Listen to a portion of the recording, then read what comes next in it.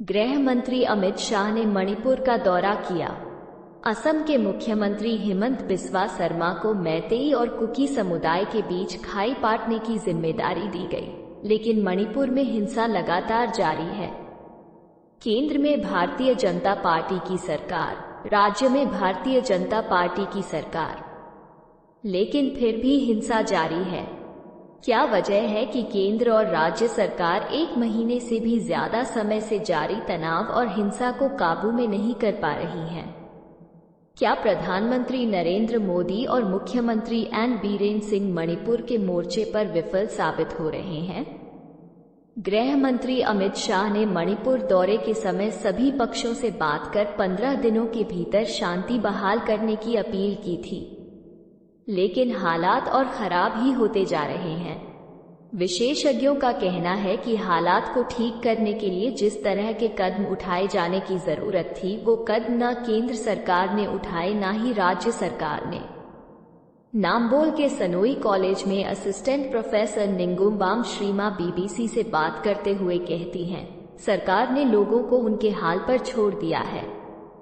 Cookie और मैतेई दोनों ही समुदाय के लोगों को लग रहा है कि उन्हें अपनी सुरक्षा खुद करनी पड़ेगी, क्योंकि सरकार उनके लिए कुछ कर ही नहीं रही है।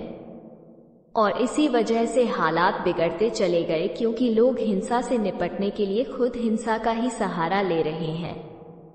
विशेषज्ञ बताते हैं कि दोनों समुदायों के बीच लंबे समय से मतभेद होने के बावजूद राज्य में कुकी और मैतेई समुदाय शांतिपूर्वक रहते चले आए हैं।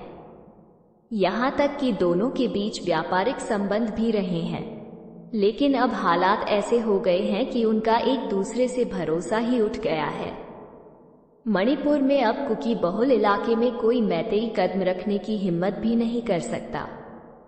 वहीं दूसरी ओर मैतेई लोगों के इलाके में जाने का जोखिम कोई कुकी नहीं लेना चाहेगा।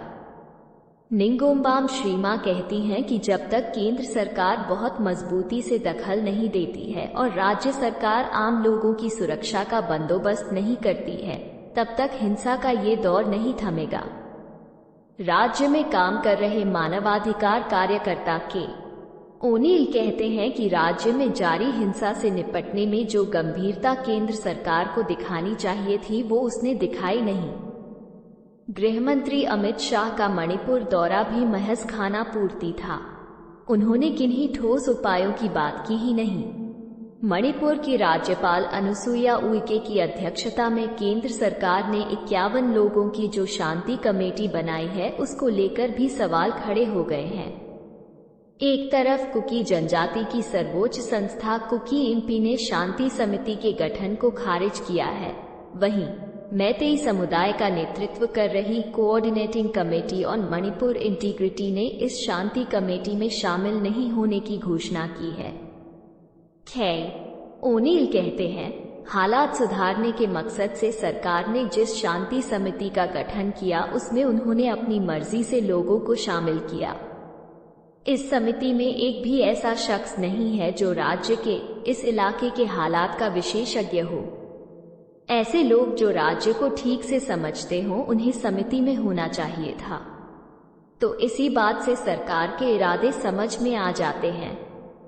वहीं बीजेपी का कहना है कि हिमंत बिस्वा शर्मा पूर्वोत्तर के बड़े नेता हैं और वे इस क्षेत्र की समस्याओं को समझते हैं।